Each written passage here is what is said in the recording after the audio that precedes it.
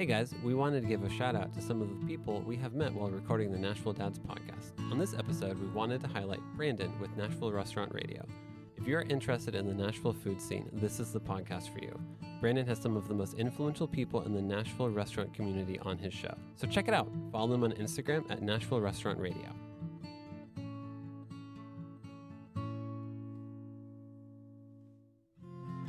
Welcome to another episode of the Nashville Dads. This week, we have on JonEric Peterson of Chop Nashville. We talk about how he got into tree cutting, his daily habits, and being there for his sons. We hope you enjoy.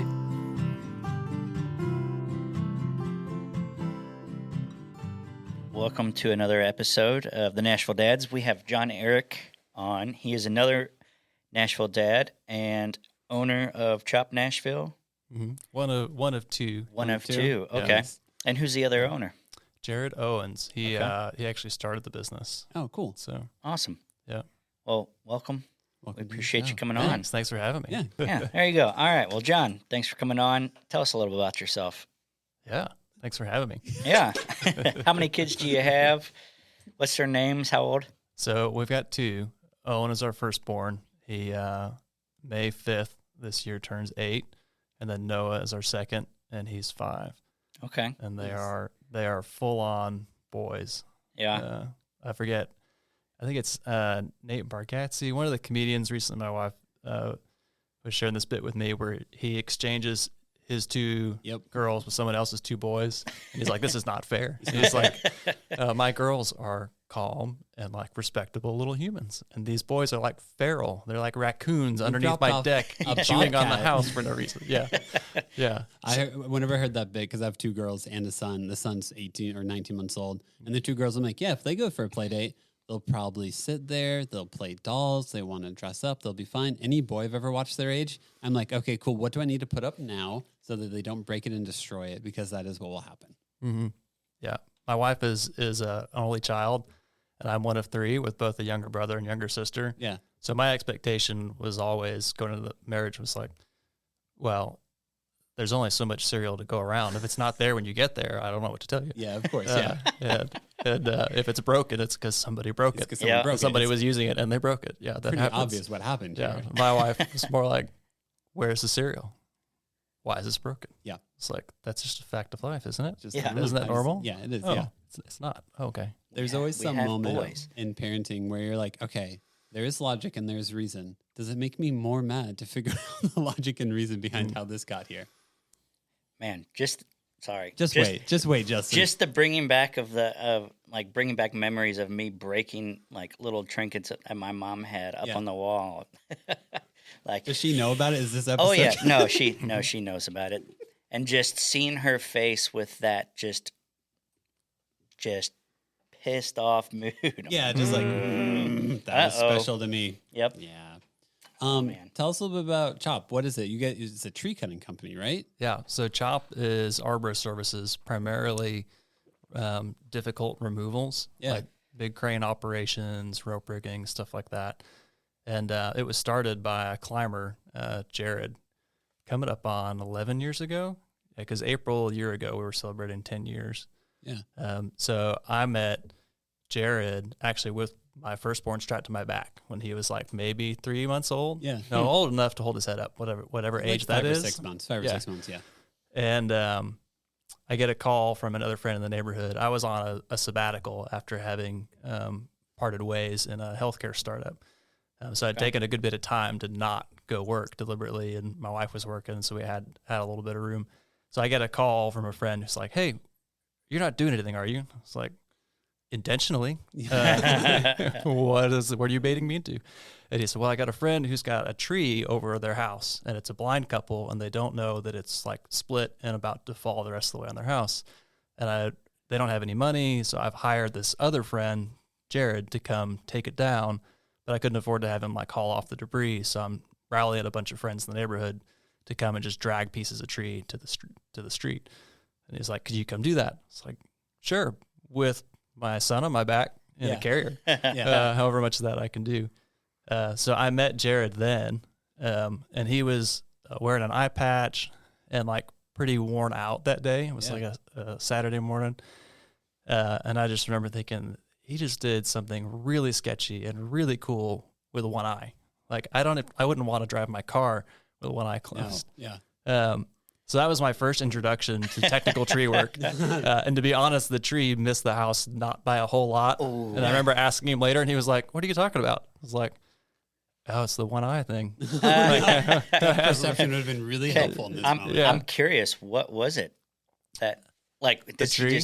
On his eye? Did he hurt himself? Or he had gotten dust in his eye, like just a bad eye scratch. Oh, okay. Which is a thing. Even if you're wearing the safety wear, it could get around. We had a guy have that happen 2 weeks ago. Yeah. Sent him to the doc, and they cleaned it out, inspected it, and said it was going to be fine. Gave him a little medication, but you don't mess around with that kind of stuff. It's like if you ignore it, it could get serious. Oh, yeah. So that's how I met Jared. Yeah. And then one eye patch. Yeah, the one eye patch, Jared. Yeah. So that would be, he would tell you that that was a low moment that's fair. in his career. That's not, he is definitely not like that all the time. Nice. Yeah. That was my first intro. Whoa, what's Jared's background here? He has one eye and people trust him to cut down trees? Yeah. No, Jared also, has a background and was working on his PhD and had been to South America. Like, oh, cool. Yeah. He's a rounded individual, not the eye patch. That's more the funny part of the story. Just a weird reality that when you met him, he was just an eye patch guy just hanging out. Yeah. So I kept bumping into him at coffee shops in the neighborhood, and would start chatting.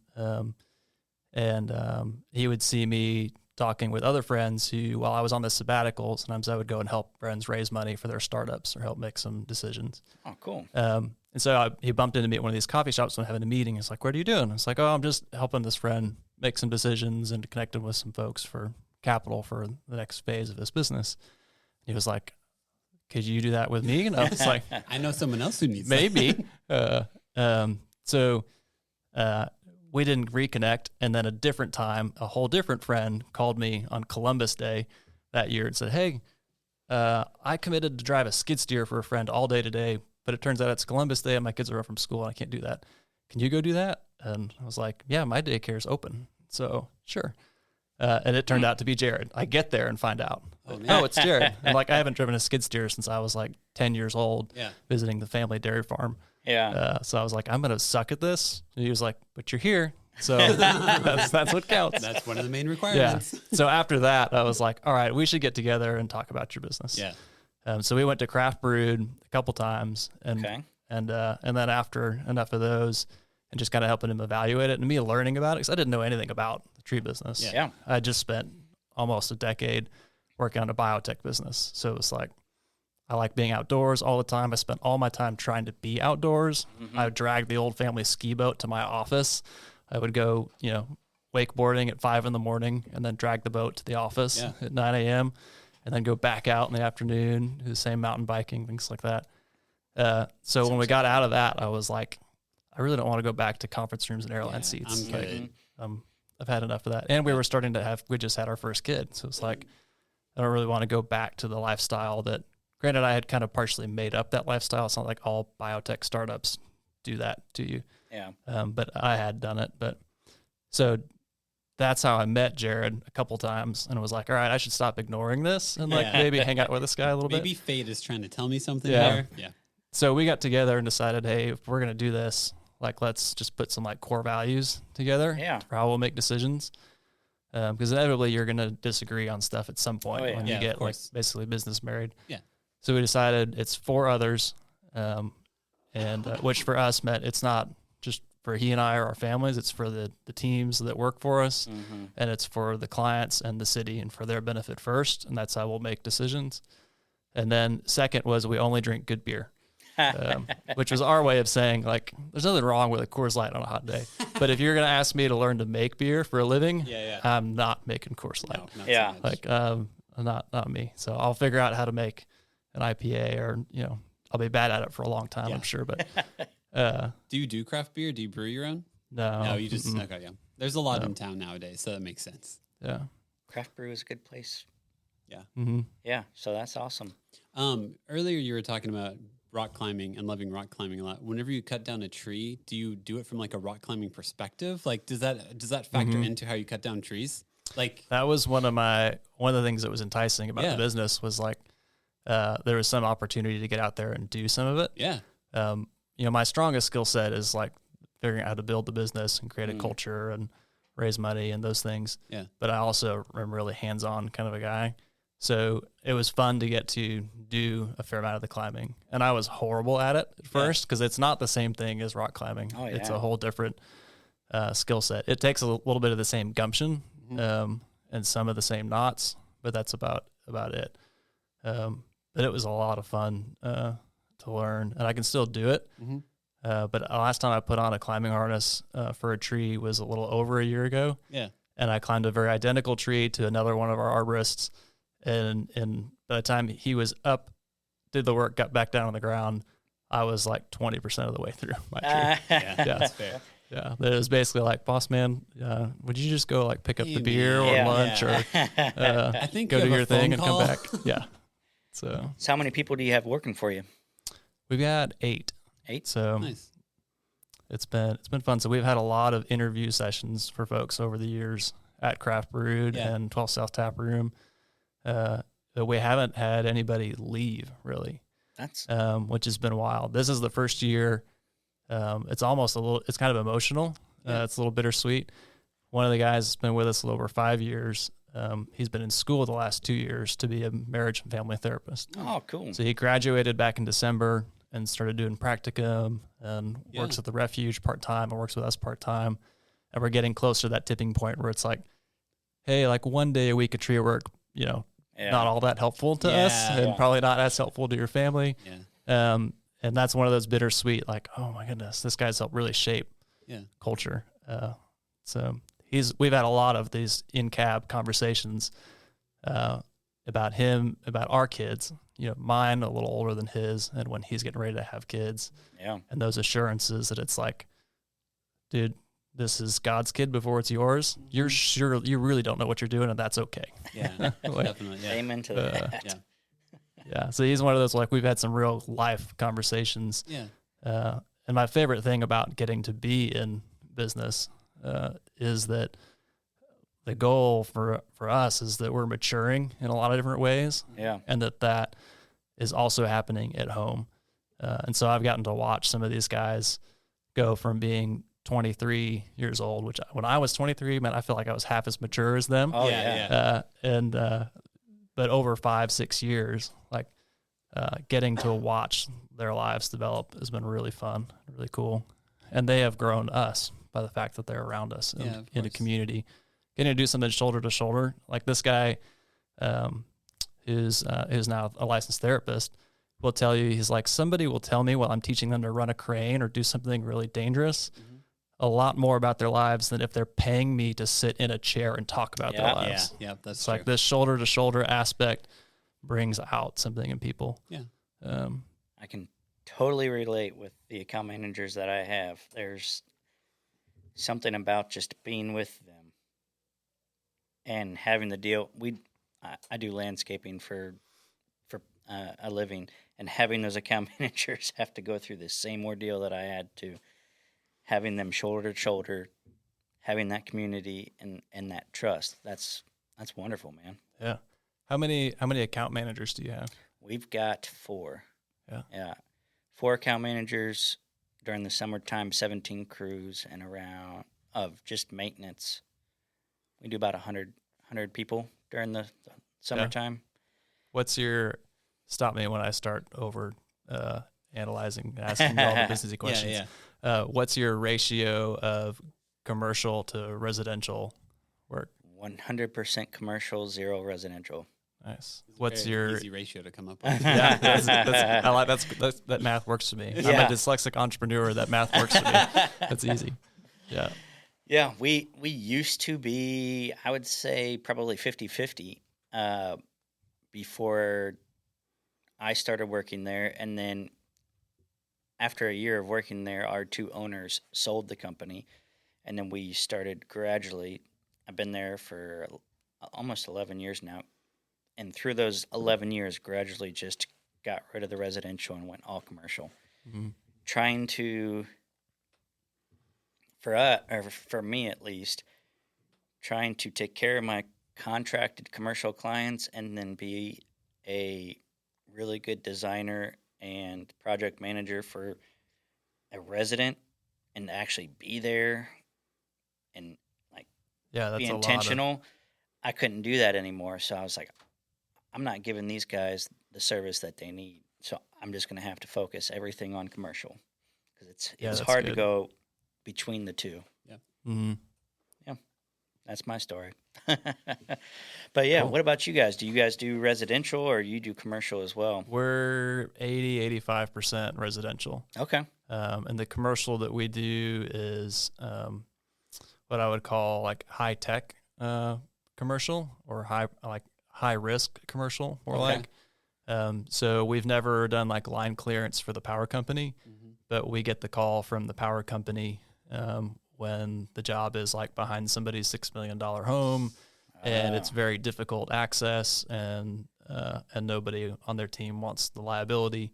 That's when they call us and they're like, hey guys. And when at first they're like, hey, what's your rate? I'm like, you don't want to know the rate for this kind of work. Yeah. And it took only 1 or 2 jobs for clients like that they're like, yeah, just let CHOP get it done and it'll be off our backs. Yeah. And they will treat the neighborhood that job is in extremely well. That's awesome. And with the crane and stuff, like when the water company needs to shut down like the corner of Vox Lane and 10th in the middle of 12th Avenue South, what other companies would take like a week long to do, our guys will go do in 8 hours with that specialized crane. Wow. So at that point, they're kind of like, you could charge the same, you could charge double. Yeah. Like what's important to those clients is that they can do their part of the job fastest, just get the trees out of the way without nicking the house that's 3 feet away from the trees or the power lines that's 5 feet the other side. So we don't do a ton of commercial because a lot of it is just low bid kind of stuff. Like most of the government contracts require that. So, well, if you ever do go into the commercial and need a buddy, yeah, we are always looking for a good arborist, a good partner to team up with. Yeah, give us a ring. We'd love to help. We've got multiple certified arborists on the team, and they're all trained with the mentality of they're there to give good advice, not to sell work. Yeah, and they treat everyone like their own neighbor. Yep. So you're there to educate the customer, not to sell the customer. Mm-hmm. Why an arborist? Like my tree cutting knowledge is like non-existent. What does an arborist actually do whenever they show up and look at the tree? The main difference is an arborist has studied the biology of the tree, and so when a client says, "Hey, this is too close to my house," or "It's scaring me," the arborist can study the tree and analyze its actual risk, and then mitigate that client's problem and educate on it. Because a lot of times trees end up becoming more hazardous because a tree guy got into it and said, "Oh, it's too close to the house. I'll just cut it." Yeah. And they'll cut it at an inappropriate place that makes the problem worse. Yeah. The most common example is, someone's having their trees pruned every year to keep raising the crown up so that it looks nicer and like cutting it away from the house. And they leave all these big wounds right against the trunk, which can't compartmentalize and close off. So they become susceptible to fungus, disease, and rot. And they all die. Yep. Yeah. And they've never pruned the top of the tree. So now it's extra heavy up there. And it's a big wind sail on top of a decaying point in the tree. Oh, yeah. So you create an inevitable failure where almost the entire tree fails at that point. Mm-hmm. And so without knowledge, you're just like, well, this guy's going to do it for half the price. Yeah. And these other guys are twice as much, and I don't understand the difference. So half the time is explaining, hey, if you prune the upper third of the canopy and the outer edges and make a bunch of small cuts, the tree is not going to need to be pruned for another 7 to 10 years. Yeah. And there are actual scientific studies that show you reduce the strain on those joints where trees typically fail by over 50%. Like explaining that stuff, we've got a list of YouTube videos we need to make. Cool. Yeah. To speed up that education stuff. But that's the main thing, is that an arborist is looking at the biology of the tree and the problem that the client is facing and lining those two things up.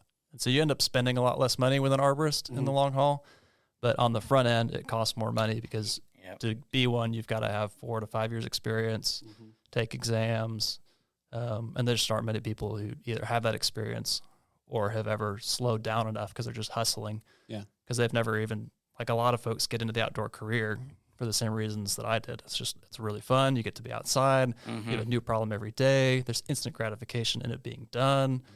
And then they never look at their books and they realize they're just constantly running $1 ahead. Yeah. So the idea of I'm going to stop and read a book on trees, like even if I would find it interesting, like I'm just trying to fix the equipment to get to tomorrow's job. Yeah.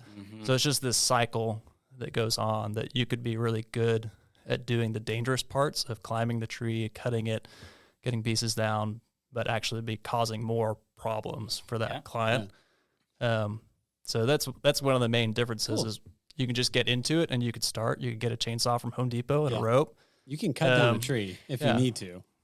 Justin, you studied is it horticulture? Is that correct? Horticulture, yes. Sorry, I pronounced it incorrectly. But you learned a lot about like how plant life interacts with each other, correct? Yeah. That's so cool. Yeah. My main focus was design, and University of Kentucky, for some odd reason, it was 75% design, 25% horticulture, and flora and fauna. So in school, I didn't really learn as much or retain as much as starting at Peachtree and then just learning as I go. But yeah, the Durr book, I'm sure you probably have had that one. That's it's like the tree Bible, which is about that thick, of every single tree that you can think of. But yeah, I don't have the experience that an arborist has. I don't know how to cut, where to cut, or anything like that. Well, I just know the best of part the tree. Is like you go around educating clients, and then they carry that knowledge, and everywhere they go, they become as obsessed with it as you are. And so the business starts getting phone calls to be like, my neighbor told me that I did a bad job on my trees last year, and they gave me all these reasons and said to call you. And you're like, It's the education. I mean, as you educate one person, that person educates two people, and it just keeps going. And at least 30% of the time, the advice is you don't need any work done. Really? Yeah. Like, call me when you move, or if you ever do any construction around these trees, we'll help you protect them. And that goes a long way because that person then tells their neighbors, like, hey, they're obviously honest if they took the time to come out here and give me advice and not make $1. Yeah. Yeah. It sticks with you. You remember it. The trust that you build up in those potential clients later on. That's what I had to do. I had to hustle at the very beginning. For every 10 clients I sold one, and it was a lot of hustling. I'm sure that's probably what happened with you guys as well. Starting that, you had to hustle. Thankfully, that's one of the reasons that I partnered with Jared originally was he'd already been at it for 4 or 5 years. Okay. And while it wasn't the most sophisticated, it was very honest and good at doing what they said they were going to do. So they had a good client base of people already calling back and saying, hey, like, you guys were out here a couple of years ago. We just moved houses. We trust you. Can you come out? So it was already established, and I'm sure. So what is your title at Chop Nashville? You sound like you're the CFO almost of. Well, it's a small business, so it's slowly less and less hats. Yeah. But it's owner and CEO. Okay. So we have 2 guys that kind of run the day to day. The way we think about it is one of them is is in charge of how the day goes. One of them is in charge of how the week goes. And then between those 2 guys and our resource manager, they're in charge of how the month goes. And then there's the other production arborist. Some of them are crew leaders, and they will be in charge of that job and that day and the communication for it. So I could disappear. And right now we're short sales arborists and consultants. So I do that about a day and a half to 2 days a week right now. But otherwise I'm the enabler of their good work. So I remember one of the first times we went on a longer vacation after kind of hiring those 2 particular guys and building some more of the systems to support them. And we came back, and it was like 2 days. I was like, I'm not going to call them. I'll see how long it takes them to call me. And they didn't call. And I was like 2.5, 3 days in. I was like, I'm just going to go ahead and call. So I call and I check, and they're like, how's it been? The last 2 weeks. They're like, great.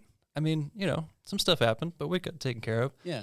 Well, one of those stuffs happening was the first ever like tree failure they were working on. It was just a super dead tree that they warned the client a failure might happen. Yeah. And a failure did. They said, the very first time we touched the tree with the crane, a big old limb went off and just perfectly speared the roof straight into it like a tomahawk. Oh, man. And they're like, also, we may have had a hydraulic leak on their driveway they had just had resealed. And I was like, so how'd that go? And they're like, we got it all figured out. They just paid and actually left us a 5-star Google review. It's like, all right. Cool. Well, and you did handle that well. I will leave town more often. Thanks, guys. My wife did the Master Gardener class of Davidson County because during COVID, they did it all in Zoom. Whenever she looks at plants now, she can't not educate her kids on it also. Are you the same with your kids? Whenever you walk outside, you're just like, dude, guys, do you see how cool everything is around us? Are your kids like, please stop talking about trees? So I've finally stopped doing what I think every outdoor careerist does, which is I built that. See that little curb there? Yeah, that was me. Yeah, like you see that tree? We pruned that tree. Nice. There used to be a tree there. We removed that tree. Let me give you a 10-minute story about that client and how that job went. Yeah. We've stopped doing that because they just tune out pretty quickly. I was gonna say they probably don't care. Yeah. But they will be walking down the street and just point out, Dad, that tree needs to be removed. You should go tell them that needs to go away. That's a dead tree. Yeah. So you're now hired on as salespeople, is what I'm hearing. Yeah, pretty much. Yes. There's a couple trees that they can identify, but for the most part, they love climbing them. Yeah. They love getting to climb around or be in any of the machinery. Like we bought a bucket truck that I've never learned how to use it. Yeah. And they asked me on one of the days I was asking them, hey, what do you want to do on a Saturday? Yeah. And I learned this from another guy who's just as busy or busier than I am about what he does with his kids on the weekends. And he was like, I give a large block of time where we let them make the agenda and we'll write it down and make a checklist and like whatever it is, we do it. And so we did that the other day and they're like, we want to ride an Orange Crush, which is the nickname the guys gave that bucket truck. And I was like, well, you're going to have to get one of the other dudes to do that. And I was like, I could hang you from the crane. Yeah. And they're like, no. I'm not saying no, I'm just saying legally and like, for the fact of you staying alive, I can't actually do this one. Yeah. For me, I really hope as Ada grows up, she wants to get into the landscape industry and work for Peachtree and work for me. Yeah. Is that something that you wish upon your kids or? Yes. And well, no, I guess not really. Yeah. What I wish for them is that they find their thing. Yeah, that is true. And I'm just so controlling. Well, hopeful.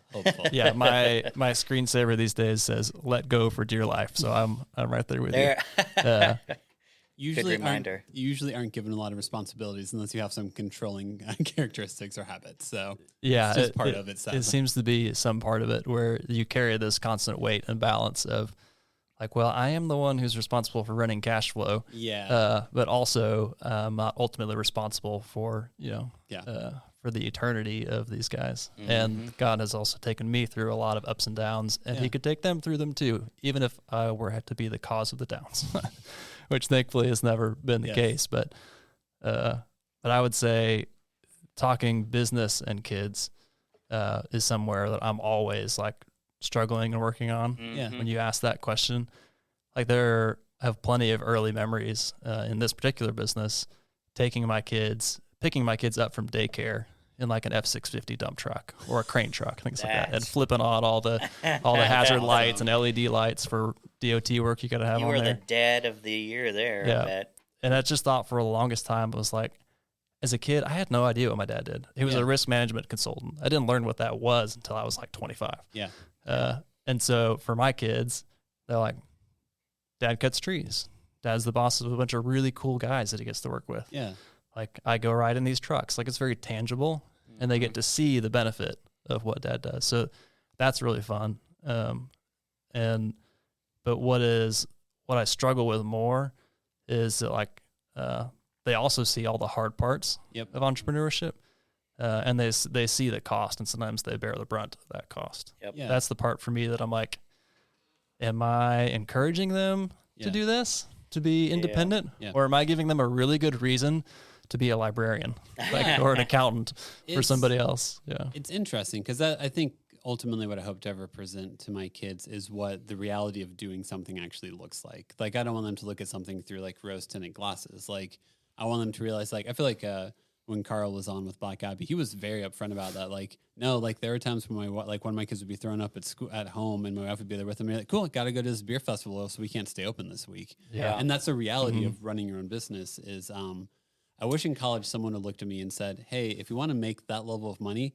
here's the years of your life you lose from stress to make that much money. Here's where your mental space is whenever you make that much, whenever you have that much responsibility to you. Mm-hmm. I fall under that same category of always feeling like I could have done better or had more time. I'm like sitting at the dinner table trying to have dinner with Ada and Haley, and I get a phone call, and I'm like, I need to take this, and I look up at my wife, and she kind of has that face of like, go ahead. Yep. I hate that. Yeah. I hate that part, and it's a struggle to battle with that. It's hard to let go for dear life. Yeah. That's because of living it out. That's where I'm like, why I stick it on my phone to remind myself. Yeah. The intertwining, if you will, of the business and my family, in some ways can be a really beautiful thing. At times, like taking my boys and going and planting a tree for a neighbor. Yeah, that's cool. Who called and was like, hey, do you plant trees? Like, sometimes, not a whole lot. Yeah. And to just come plant one tree for you. Or it was planting her Christmas tree. That's what it was. She bought a live Christmas tree and needed it planted. And taking a whole bunch of certified arborists and cranes and expensive equipment out of their normal rotation to go plant one Christmas tree was not going to happen. No. So I took the boys on a Saturday morning and went and planted this Christmas tree. And she paid them each $5. And that's cute. Like that aspect is really great. And that's time when my wife is getting, a break from the week and with the kid and, out here doing her thing. Whenever you filled out like your form to be like, hey, I want to be on the show and everything, you mentioned, it seemed like you had a very much part of your essence is like, just go outside and play. Just like go outside. Like there's so much social media and so many voices out there that are very much like, here's how you be an outside person. And you're like, just go outside and go roll down a hill. Just go do whatever you want.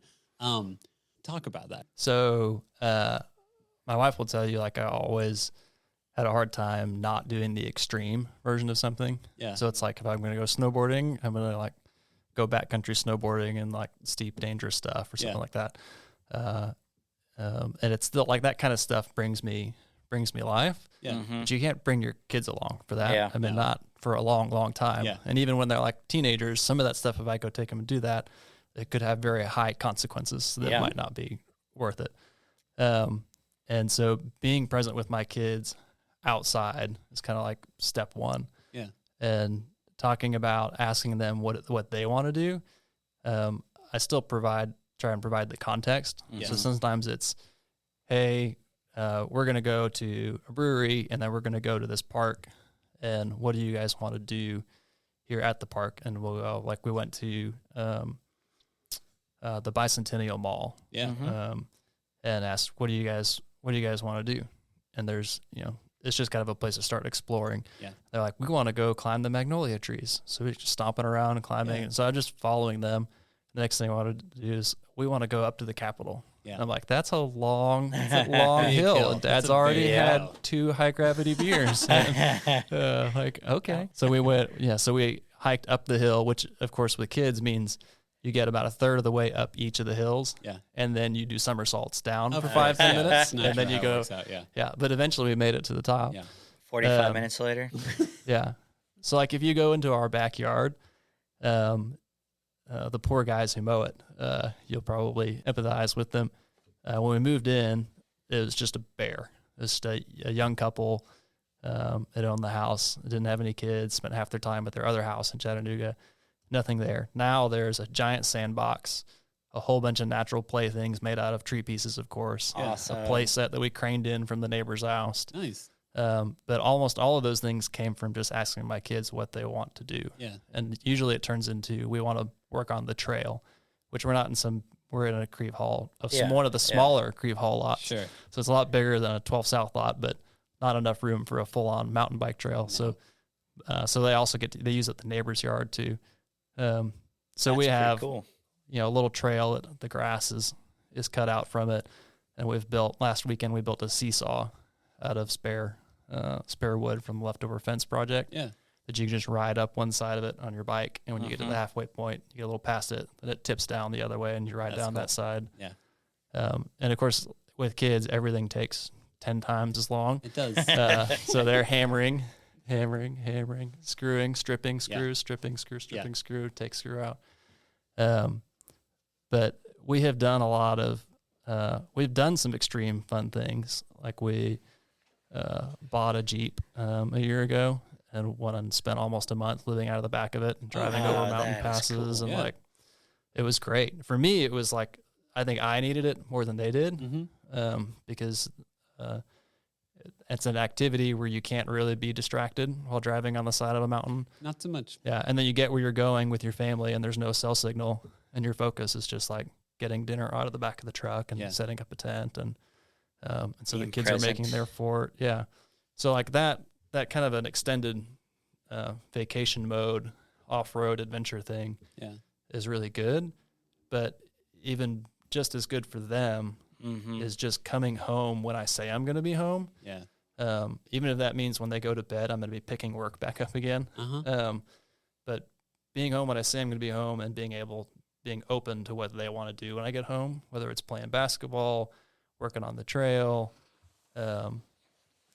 just looking at, letting them explain to me what it is they built in the sandbox that afternoon, which can take a long time, with a lot of enthusiasm.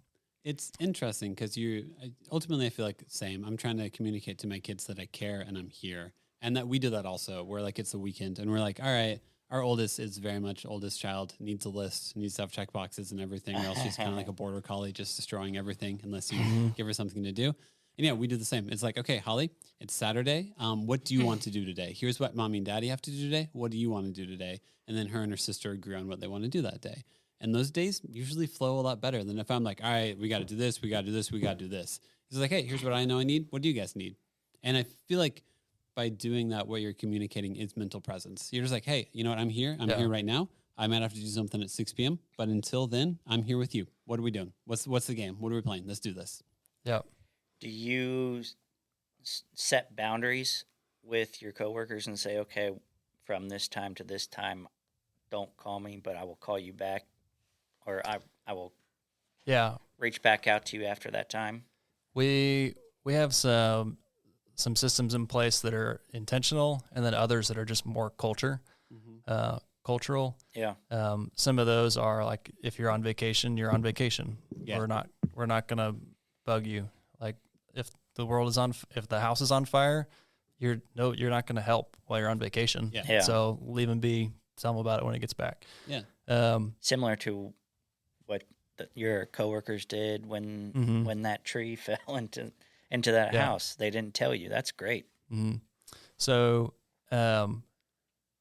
but generally their day also ends earlier. When the world is going well in tree care, you start earlier, and you wrap earlier. So we do have an app that we use that it's like, hey, if the job has gone late and you've worked until 5, then you could just put into the next day's communications, hey, by the way, the chipper truck is full. This piece of equipment is broken. Don't take it out in the morning. This job went long. We're going to have to figure out how to schedule that. They don't have to figure all that stuff out at 5 o'clock when they should be on their way home. Yeah. They just need to log that it needs to be dealt with first thing in the morning. Nice. Because they may or may not be on the next day. So as long as stuff gets communicated, it doesn't have to be solved that minute. I did customer service. I'm a stay-at-home dad, and I did customer service jobs before being a stay-at-home dad. And my wife and I talk about that all the time of like, most of a customer service job is just looking at someone saying, this is where this is at this point in time. I don't have a solution yet. Here's what I'm working on to get a solution. Yeah. Because if you don't communicate, then that's when people get mad. It's like, why is this happening? I don't know. Did you know this is what happened? Yeah. Say that. You could tell somebody we dropped a tree on your car, and they would be like, oh, wow. Yeah. Okay. I guess you guys have insurance. But if you nicked grandma's favorite gnome and you didn't tell her, the next day you are gonna catch negative, 1-star Google review. Yep. On Nextdoor, they're gonna be ranting about you. This company, you would not believe they spent the day running $1 million in equipment, doing really dangerous stuff perfectly safely. But my gnome, that's what's important. But yeah, if you communicate, that's 90% of the battle. Some of those reviews are hilarious, though, when you go back to them. Or at least for me. They entertain me. Oh, man. Yeah. I look at ours, and it just makes me laugh sometimes at how not that it's trivial, I guess, the gnome situation where if you do break something like that, we're in landscaping, so we always break something, whether it's a window or something happens. A trinket. But man, they definitely do get on you about that. Yeah, so we have systems in place for how the day goes. Yeah, that makes those things happen less. But then we have systems and a culture for having it dealt with that doesn't have shame attached to it. Yeah. It's like it's just a problem to solve. Yeah. You may or may not have made that problem, but you're not alone in getting it fixed. So just communicate that it's going to get fixed, even if all you can do at that time is say, I got to go. My family's going to be missing me about 10 minutes ago. Yeah. But I have taken pictures, I've logged it, and I've sent an email to our resource manager to let them know, don't let us forget about this in the next 24 hours. Because we do want to take care of you. Yeah. And that's all people really need to know. Usually. At that point. Yeah. Yeah. There's not usually anything you can do about it at 5 o'clock anyways. But not usually. Yeah. By that time, everyone's already like, well, you can do something. It's called stress and worry and have anxiety, but it's not going to be good. You almost want to look at the customer and be like, the 5 p.m. version of me is going to give you the worst solution possible. Wait until 8 a.m. version of me shows up. You'll get a much better response. Yeah. Well, and we do just stop answering the phone after a certain hour. Yeah. As a business, and we intentionally don't get personal cell phones out there very often. Because I have had that moment where I've answered the phone because I knew that we cracked a driveway once. That I personally did it. Like one of the few times that I was trusted to go take the crane out and do a job because the other guys were on vacation. I cracked it. And I also knew that it was probably getting torn out for a reno. And so, but I left the guy a voicemail saying, hey, I got something to chat with you about. The job went well, although I think I may have cracked your driveway. And it was already busted up, so I wasn't sure. But so no word from him. I leave that voicemail like 2 p.m. It's 6 o'clock. I'm sitting at home, having dinner with the family on the back porch. And he calls, and I was like, yeah, I better take this. It's probably not cool to not take it. So I asked him to call me back, and what I have to tell him is bad news. Yeah. So I pick up the phone. My kids are quite loud and boisterous and having a good time around me and want my attention. And the guy just starts leaning into me, ripping me apart. And I was like, okay, I'm going to give him like 2 minutes. So I look at my watch and I'm listening, but you can barely listen to someone just yell at you. Correct. Yeah. And he just keeps going. And finally I asked him to stop for a second. I said, do you know why I called you at 2 o'clock? He said, no. I said, I called you to share that I think I cracked your driveway and that I have 3 folks who are going to come out in the next week to get me quotes to repair it, but that I also wanted to hear from you. If you don't care about that, I'll just discount the bill if you're not ever going to get that driveway done. And he continued to yell at me. And so after about 1 more minute, I said, hey, here's the deal. I'm home with my kids. If you just want to yell at me, you can write me a letter or call again tomorrow. I said, I'm here with solutions. If you want to talk about that, I'll give you another 5 minutes. But if you just want to yell, my kids are yelling happy things over here. I literally just said that. Yeah. I said, I'll go. I'm ready to hang up and try again tomorrow. Yeah. And he started stuttering and then apologizing. And like at some point you have to be honest with people. Like my kids are right here. Yeah. And I picked this phone up out of courtesy to you. Yeah. Not to get yelled at. And also you're a small business. So like you want good word of mouth. You want to treat people well for multiple reasons. Like if you do wrong by one person, oh man, your business doesn't do well because of that. So you've got like your own moral obligation you personally have if you want to treat people well. And just as a small business, you don't survive unless you treat people like that. You try to treat them with respect and do right by them. Yeah, you could be the world's best arborist, and if you've got a bad attitude, you're not going to make it very far. You have to have good bedside manner to succeed. Yeah. Relationships is key in our industry. I think that's my favorite thing about the kids in the business So one of our neighbors works for us and has been with us coming up on 3 years. So they get to see me interacting with them and calling them team members, not employees, caring about what's going on, and regularly they'll be asking about what's one of the guys doing, come over to the house to borrow the car or something, and I'm like, without these guys, we don't have anything to eat. Like Dad can't cut enough trees on his own. Yeah. In order for us to have this old minivan and the play set and their concept of money is pretty skewed, but their ability to understand that we need this community of people in order to do good work. Yeah. And it's no fun without them. Like that's probably my favorite thing is them getting to be exposed to that, and to see the importance behind that component. Man, you sound like a great person to work for. No joke. I try to suck less every day, but just be a little bit better every day. Yeah, I've had some wounds.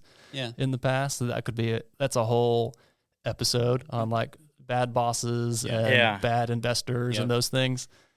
So some part of me is just like trying to avoid being the thing that wounded me, and another part is trying to live out what is in some ways a practiced gift of getting to do business. It's always interesting to be aware of what like your inertia or energy is. Like if the reason you run a company the way you do is because of bad experiences in the past, it's always good to be aware of that. Like I know some dads who are the dads they are because of how bad their dad was. And they just look up and they're like, what are you going to be as a father? I'm not going to be what this guy was. And that's all I need to know. And I don't know. I think it's just good to know that. Why are you trying to be so good? Why are you trying to be so community minded? Because I know what it feels like when you aren't. And I don't want to do that to anyone else. Yeah. Just trying to avoid something negative is not a very healthy way to go about life. No. Yeah. But it is really good to be aware of. Yes. Learning from those experiences. That's all it's about. I'm a little bit hippie, clearly. Yeah. So, I mean, like, if you don't acknowledge, like, the negativity that exists within you, what is it? It's, I'm a big Richard Rohr fan. Pain that isn't transformed is usually transferred. So if you have your own pain, you're not just you don't keep it to yourself. Yeah. You never do. It comes out in other areas and other ways. And unless you're willing to transform or change your pain into something else, the people around you know you're in pain and are trying to figure out how to help you get out of it. That's a very Richard Rohr way of saying it. I think the way I've heard it is if you don't deal with your shit, everyone else gets to. Basically, yes. Yeah. He's a Franciscan monk, so he's a little bit. Yeah. That's great. But it is true, though. Yeah. And I think that definitely comes into play with parenting is you do have to like, you probably kept your cool on that phone call as someone was screaming at you because you're like, my kids are watching me. Yeah. If I communicate this any differently, I'm telling them what is okay to communicate to someone who is not having a good day. Yep. And I can help them. And I believe I can help them more than I believe that I should be right. Yeah. We talk through those things frequently. Yeah. Because they ask, because they're seeing mom and dad have the conversation and then they're curious, like, what is that about? And then it's like, oh, now I need to explain this with a little bit of a filter, as almost like a third party looking in on my own situation. Yeah. And then that helps me also. Yeah. Agreed.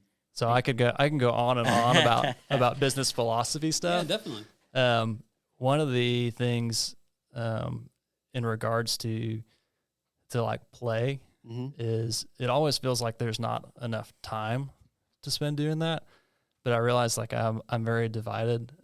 When you mentioned Richard Rohr and hippie stuff, I started seeing a local therapist back in January. Yeah. Primarily out of the realization that like I could be on a mountain bike with my 7-year-old in front of me going down the trail, and my mind can be turning over a business problem. Yeah. And not be present, not be hooping and hollering when he's 10 feet in front of me, hooping and hollering, going over little jumps and stuff. Yeah.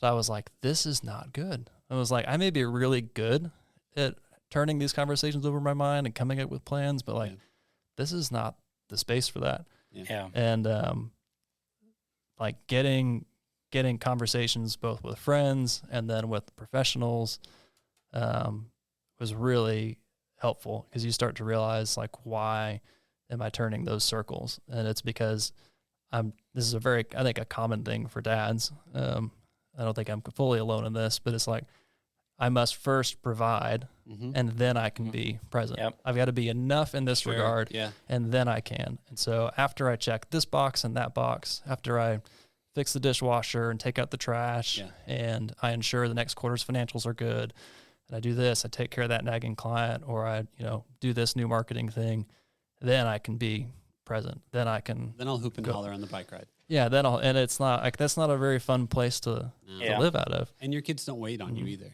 Your kid's not waiting, like sitting there with his mountain bike, waiting to go on the bike ride with you once you've hit your like hierarchy of needs. He's just there like, let's go.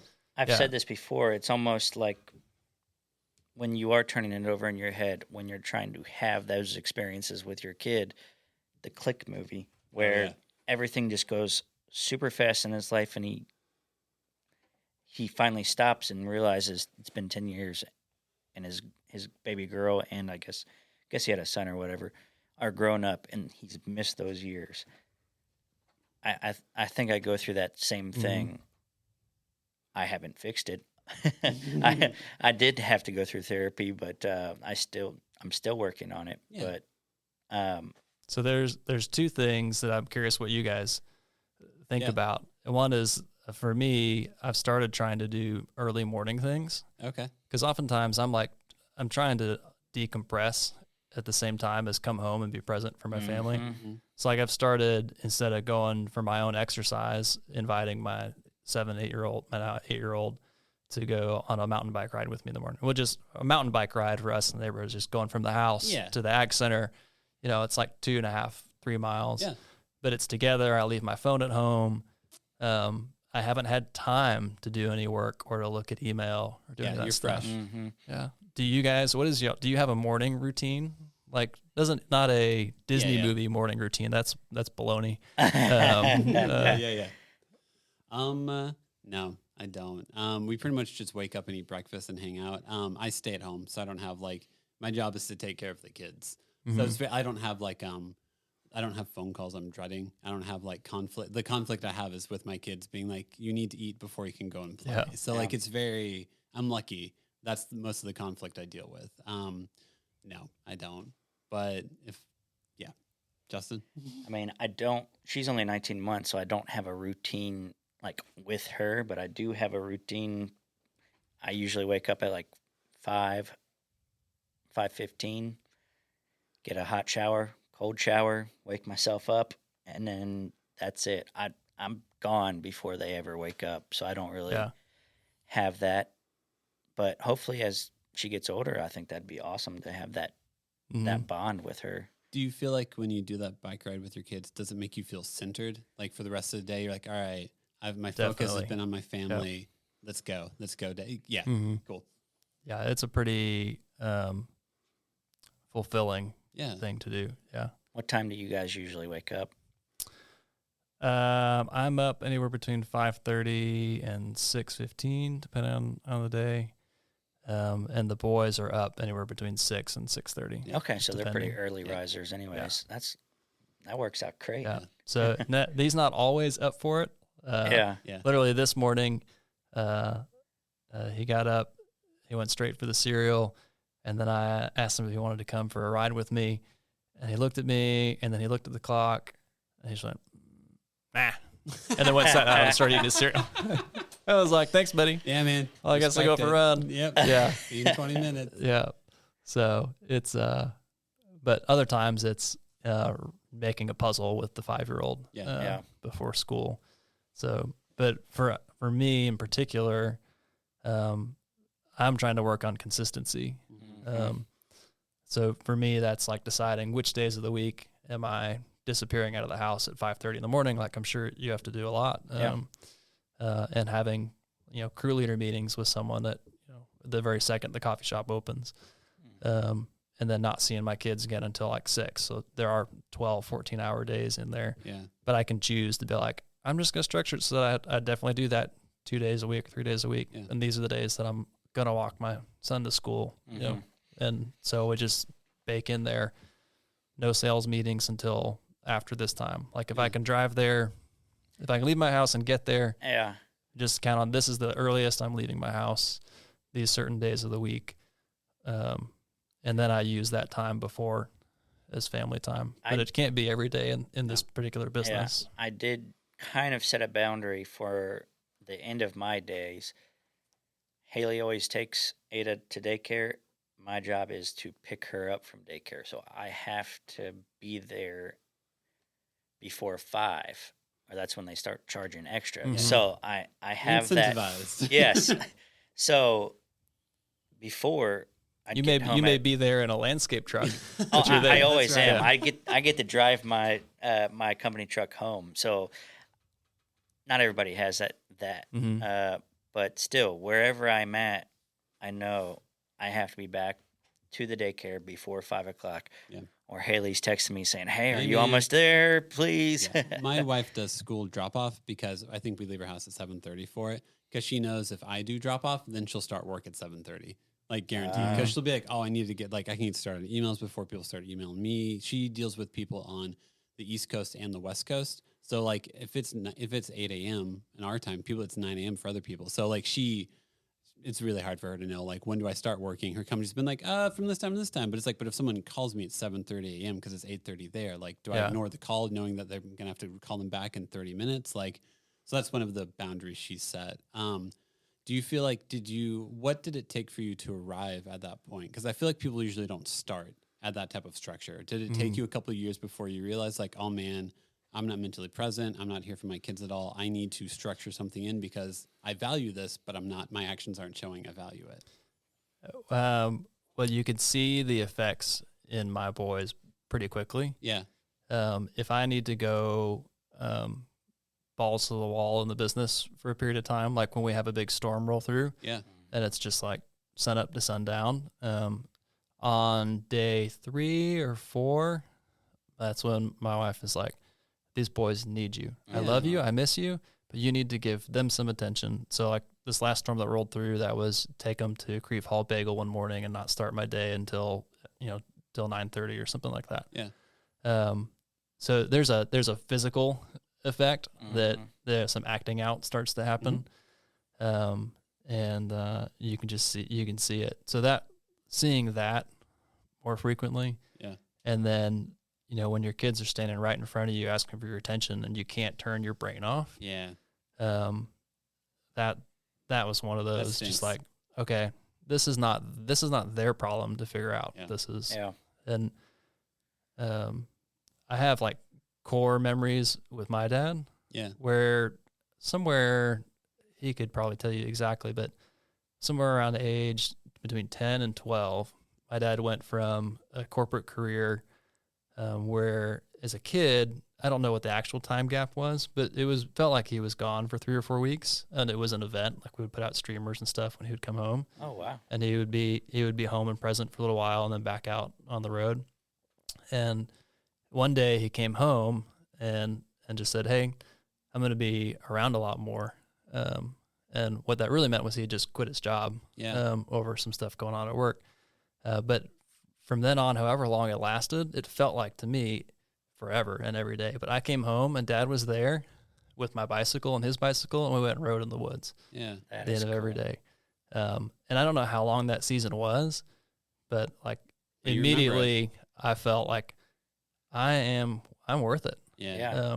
So I want my kids to feel like that, and it doesn't require me being home every day within 5 minutes of them being home from work. I mean, from them being home from school. But it does involve being present when I am there, and being consistent and being there.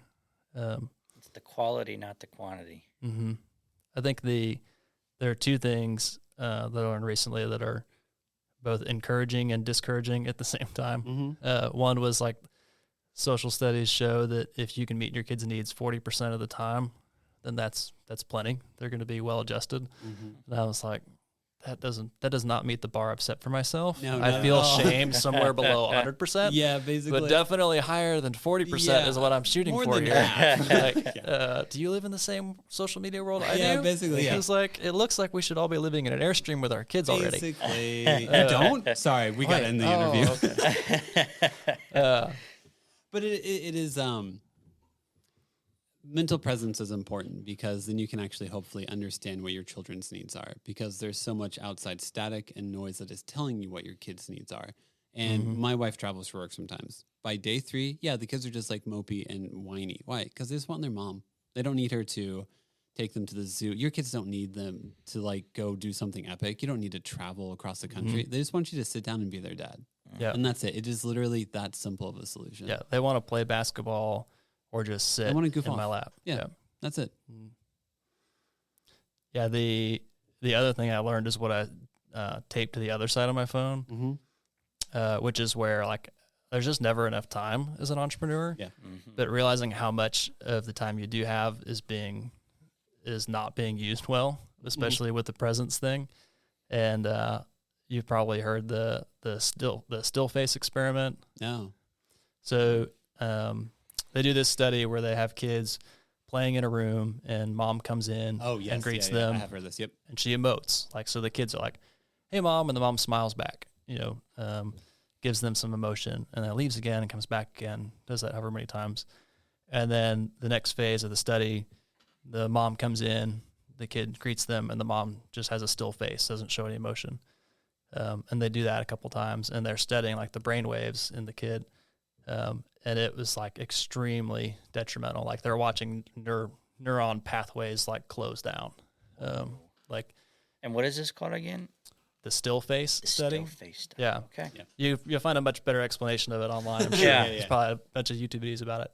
So recently another study was done that said looking at your phone when your kid is greeting you is the exact same effect. Oh, fascinating. No different than if you were intentionally walking in and them greeting you and you just giving them a plain dead face and not saying anything and turning around and leaving the room.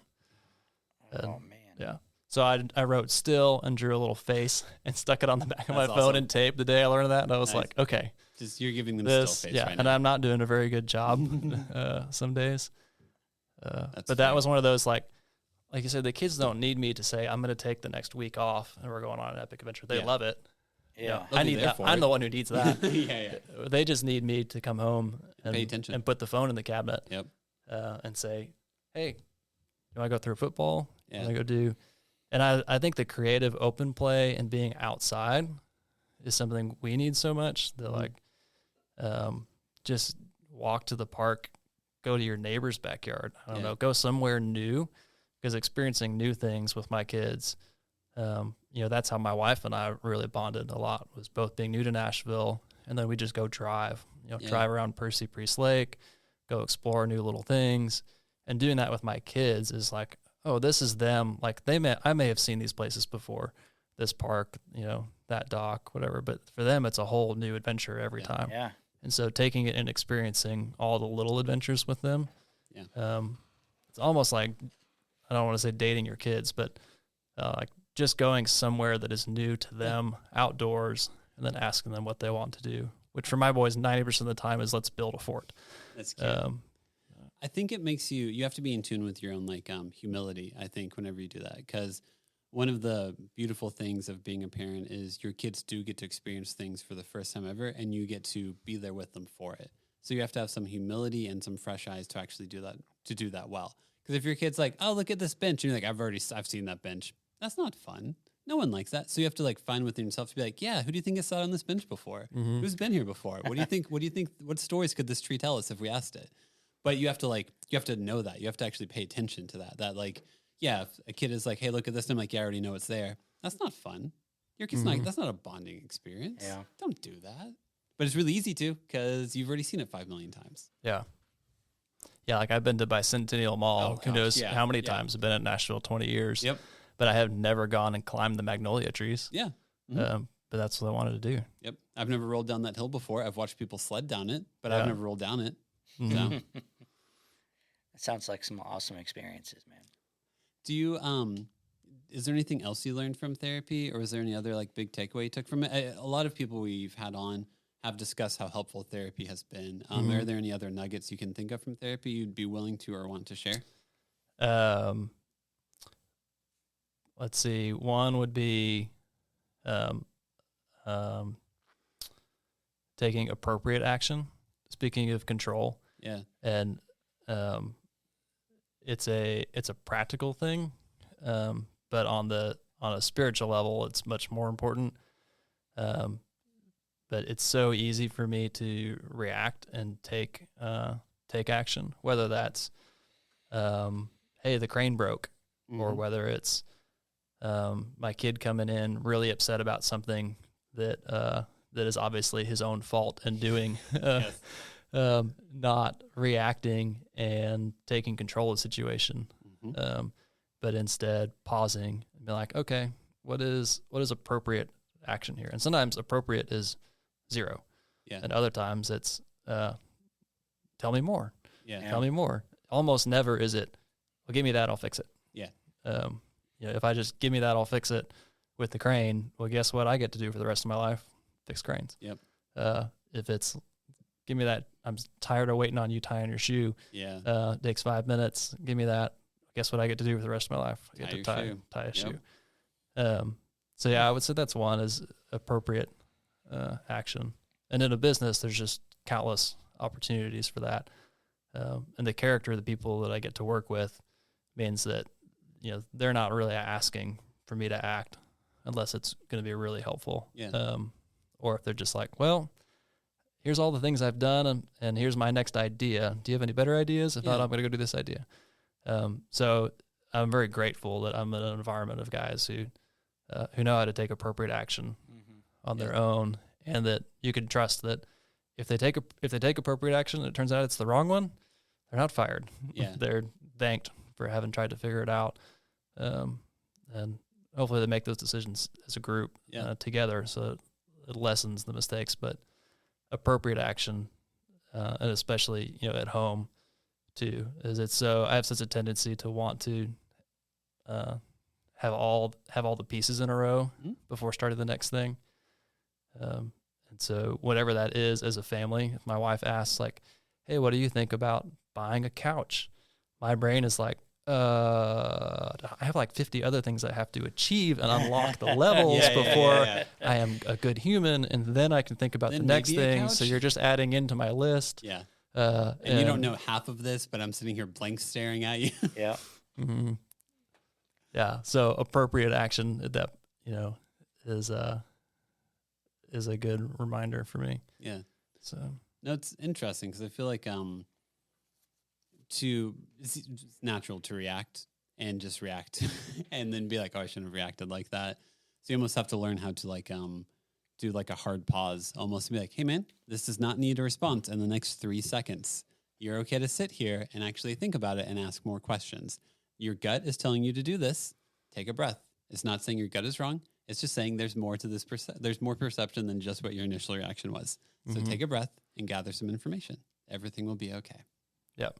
Yeah, when your brother hits you with the wiffle ball, a half a second delay reaction may make you realize that it was actually an accident. Yes. Yep. Versus immediately wiffle ball bat to face. It's easy to react and not think, but you have to intentionally try to hold back. That's the hard part. Oh, yeah. That is the constant learning of trying to do that. Mm-hmm. Yep. Well, something we've put 4 core values in place in the business now as we've grown, and they're the same that I want to like pass on to my kids. Yeah. And so 4 others is still the first one, and then anticipation, which is think about the next couple steps and anticipate like your life a year from now, and what skills do you want in this job? What things about how this day goes are not sustainable that we need to work on as a business, like just anticipate. And then stewardship, obviously of trees, but then also of our bodies, our equipment, all the things. And then craft is our shorter version of saying we only drink good beer. But those are the things like with the kids. And when you say slow, like, hang on, let's pause. Yeah. Then I'm like, well, let's anticipate a little bit. Yeah. If, how do you see that playing out versus just stepping in and saying, that's not going to go well. Don't do that, son. Yeah. It's really hard. That's the thing I'm the worst at is whenever I see someone doing something or a kid doing something, like, no, if you do that, then this happens. So you can't do that. My wife is like, no, let them do it. Let them learn from failure. And I'm like, but I'm the one who cleans up the failure. And I don't want to do that. So yeah, no, I think, Someone told me they didn't realize how many anger and control issues they had until they became a parent. I relate to that. Yep. Quite a bit. Oh, you want to, here's a control story that goes back to my first kid. That my poor neighbors, they were so understanding. Our firstborn had a lactose intolerance. And after reading PubMed all night long, many nights in a row, like you do when you spent too long in a biotech business and your doctor tells you he's just colicky and you're a new parent, like just go home. He would wake up every about 15 to 18 minutes on the dot, screaming like someone was stabbing him with knives. Oh my gosh. And eventually we figured out like it was a lactose intolerance and he was super gas pains. Yeah. So you'd like just massage his legs with him halfway upside down. Yeah. Back asleep in a half a second. Yeah. 15 to 18 minutes later, Same thing. Yeah. So eventually we weaned off lactose, but before figuring that out, you can only handle so much sleep deprivation. Yep. It's a tool to get people to It's a torture break. technique. Yeah. Ada was exactly like that. Had no idea about the lactose. Found out she had acid reflux as well, and the sleep deprivation That came with that waking up every 18 minutes. Oh yeah, it was the same thing. Yeah. I felt like she never slept, and that sleep deprivation was one of the hardest. So I would things. go into his room at all hours of the night, and you can't fix it for him. Yep. And like the fact that I can't help my son get relief, and I don't know what's going on, like it made me so angry. Yep. Not at him, but I'd set him down gently in his bed, and then I would go and I would almost like body slam myself into the wall just out of anger, like to release that I can't energy. do this. Yeah. The next morning I went to Lowe's and I bought an axe. Okay. And I got a couple big chunks of wood dropped off at the house from work, and I would be out there in the driveway at 1 a.m, 2 a.m, like every 45 minutes. For those first couple of nights, I'd be out there in my boxers, sweating it out, just cutting up ricks of firewood. And one night, my neighbor came out on the porch and shined a really big light on, and she just goes, "Oh, okay. So how's that baby?" But that is hilarious. That's actually one of the hardest things to learn how to what to do with, not just as a parent, but as a person in general. Is like whenever you do feel those moments of like overwhelming, I don't know if it's rage or whatever you call it, but like, you're sitting there and like, this kid keeps screaming and I just want to go to sleep. It's not your child's fault. They also don't want to be awake right now, but you still hold that anger inside of yourself. So what do you do with it? So apparently you buy an axe and you give the neighbors a show. That's what you do. Yeah, that's one way. It worked for me anyways. It worked for you for a little bit. Yeah. Did your neighbors move or did they stay for a while? Oh, they stayed. Okay, that's good. Very understanding. Yeah, Great neighbors. They were young grandparent age. Okay. So they had already lived through a full cycle of this themselves. That's awesome. And they began it again with grandkids. They started dropping off new tree limbs for you to chop up after. Yeah, they were very understanding. That's awesome. Yeah. We will have to have you back on though, man. This is some great conversation. Yeah, the outdoor career is such a neglected space. Yeah. In terms of, the corporate world is all over caring about the people that work there, whether they're actually doing it well or not. It's a very woke thing to do. Yeah. And the reality is the outdoor careerist is highly necessary and only getting more so and more so. Yeah. And it's not one. We have built ours on finding folks who have already been a studio engineer or an accountant or an account manager at Verizon or whatever, and introducing them to the outdoor career and trying to, as best we can, fix some of the things that make it unappealing, which is like not getting home at consistent hours and some of those basic things like we're going to set boundaries and we're going to raise our prices a little bit. And the clients that don't get it, it's okay because we'd rather be home we'd rather make the same amount of money and be home with our kids. I'm going to be a better person and employee. Yeah, there's you get more value out of it in the long run. But anyways, I could go on about that stuff. Sweet, yeah. Well, I definitely want you back on, and I need your phone number because I definitely want to call you and ask you about some other questions. Yeah. Man, it seems like you have it. I know you don't always have it 100%, but you seem like you're on a good trajectory for that. So, awesome. Justin, do you want to ask the first question? Yeah. Okay. All right. So you have two boys. did you have any backup names for any of them? Oliver and Olivia, if it was a girl, for our firstborn. Mm-hmm.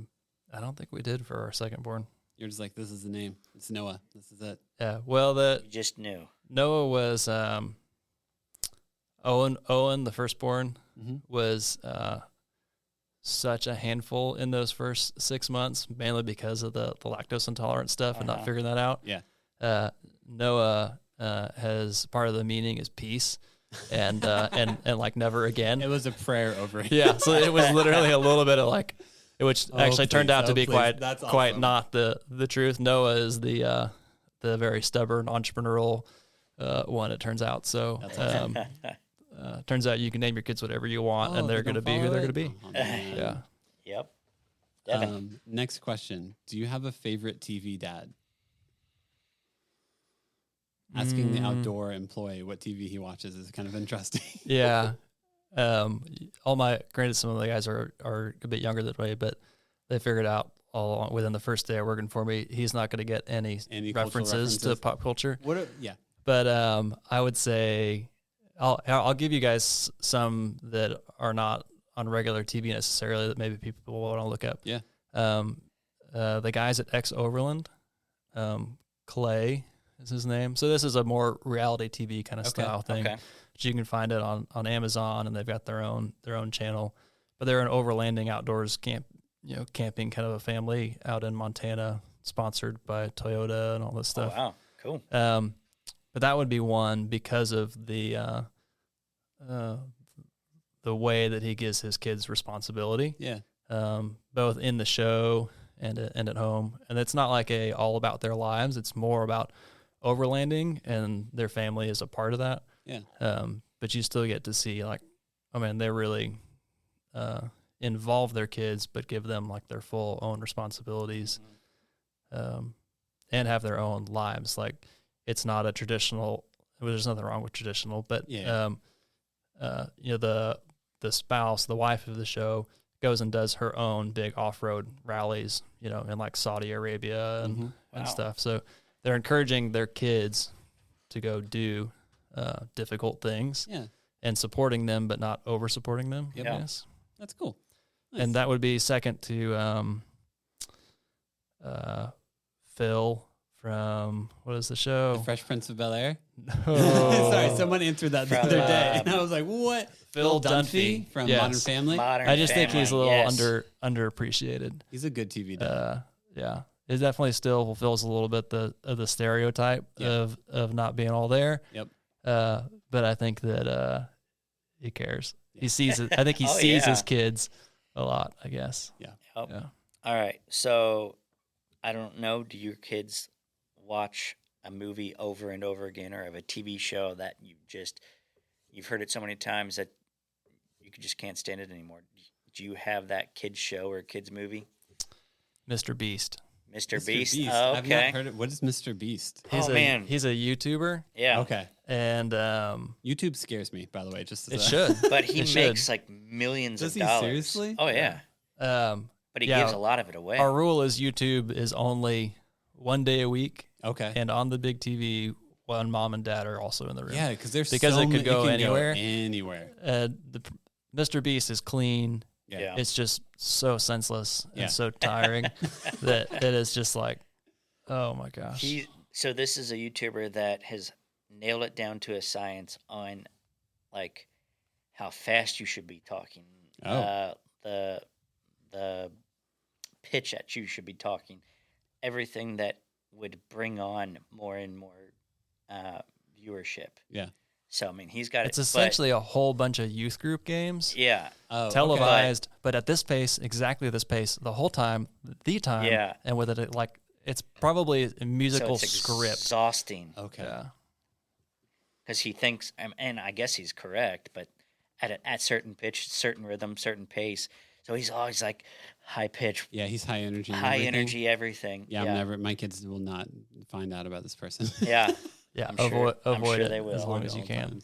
Do you have a favorite like kids toy, or is there like a toy your kids play with that you're like, I want to play with this too? Seems like you built all the fun toys in your backyard with them. Yeah. Yeah, the bikes are our favorite thing. Of their toys, probably the Nerf guns. Oh, man. Yeah. So much fun. Yeah. We finally got enough of an arsenal that there's always at least 2 good ones that have matching bullets. That's awesome. Which also means there's like 4 not very good ones. Basically. But you can have some somewhat equal Nerf battles in the house now. You can spend some serious money on Nerf guns. Oh, yeah. Like, it's that and Legos. I feel like I became an adult and I was like, this is how much this costs? This is why my parents never bought me this stuff. But they are nowhere near the quality that they were back then. Like, they're way better now. Oh, yeah.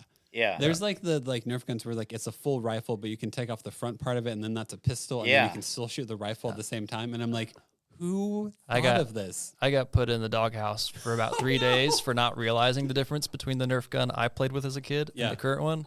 I shot it across the room directly at my wife and got her straight between the eyes first shot, and it left a little red mark. Oh. I was in so much trouble. And you're like, I didn't know. I assumed it was just going to like make it halfway across the room like what I remembered. But no, they can go pretty far. A hidden CO2 tank in it or something. Yeah, it was potent. That's great. All right. What moment of your kid's life are you most excited about or to be a part of? Probably if they get into motorsports. Okay. We'll see. There's something about motorsports where you can't think about anything else while you're doing it. And, and that's why I've always been kind of attracted to those things. Anyone in particular, BMX or? I love dirt biking, but I've gotten to go do some track days with a friend in a single-seater little mini race car. Okay. And that is a lot of fun that I could see getting into like karting with my kids, where you load up some of these tiny little cars in a trailer and go race on an itty bitty track where you can see them the whole time. And I think because there's the constant improvement, but that the improvement is not from getting more aggressive. It's from smooth, if slow, go whatever speed you have to do to be smooth. And if you're smooth, that will become fast.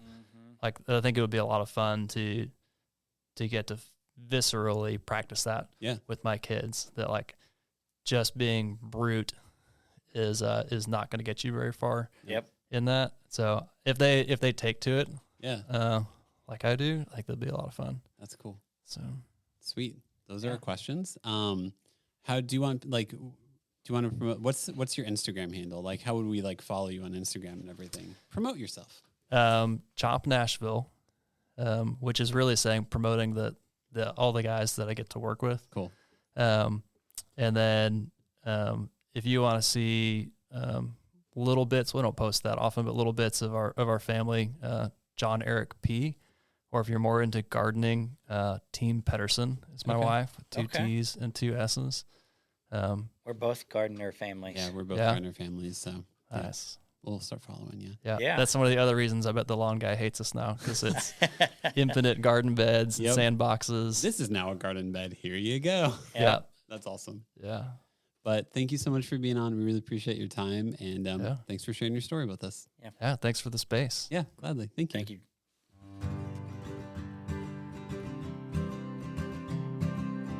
Thanks again for listening. Make sure to follow us on Instagram at the Nashville Dads and to subscribe to us on Apple and Spotify podcast. We record at New Light Podcast Studio, and episodes are produced by me, Devin.